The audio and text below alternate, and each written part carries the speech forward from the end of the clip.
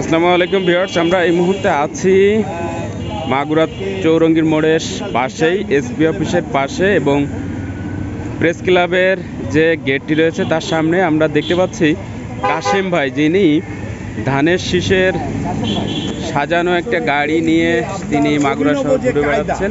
তার কাছ থেকে শুনবো কি কারণে সে ঘটনাটা কি একটু বলেন তো। অনেক রক্তের বিনিময় 17 বছর পরে পেলাম স্বাধীনতা।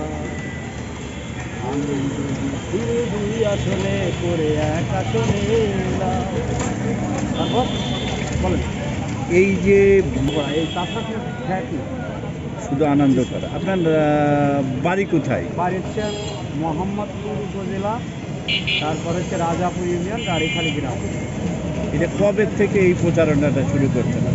আমি প্রচারণা শুরু করছি বিএনপি যখন পতন হয়েছে তখন থেকে আমি শুরু করছি। পেশায় আপনি কী করেন? পেশায় আমার জীবনে বহুত কাজ করছি, এখন এটা বলা অত ইতিহাস বলার দরকার নাই। তখন বর্তমান আছি বাংলাদেশ বন্ধু ফাউন্ডেশনে ব্যবসা করি, আর সভাপতি মোহাম্মদ। তা মোহাম্মদপুর সব জায়গায় কি এই প্রচারণাটা করে আসছেন আপনি? আটটা ইউনিয়নে এমন কোনো গ্রাম নাই যে আমি প্রচারণা করি না। এখন আপনার হঠাৎ করে কি মনে হলো যে মাগুরা শহরে আপনি চলে আসলেন?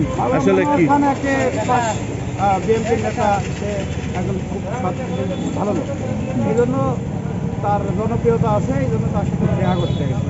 আর আমাদের তালিকায় মোহাম্মদপুরে বিদায় রায় চৌধুরী মনোনয়ন পেয়েছিলেন, তা উনি জয়যুক্ত হয়েছেন।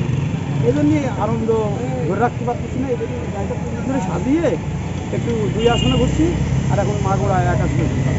এই হলো আমার জীবনের কাহিনী। আর আমি হচ্ছে হলো বাংলাদেশ বন্ধু ফাউন্ডেশনে আল্লাহর রহমতে ভালো আছি। 30-40 হাজার টাকা আমি কামাই করি। কি করেন কি আপনি, মানে এই যে বন্ধু ফাউন্ডেশনের কি কি বন্ধু কাজ? ফাউন্ডেশনে বন্ধু চুলা ওঠে, হ্যাঁ, মানে প্রত্যেক ঘরে ঘরে বিয়ার হাউসের ঘরে ঘরে চুলাঘাট তৈরি, চুলা- পরিবেশ ভীষণ বন্ধু চুলা। আহ, পরিবেশ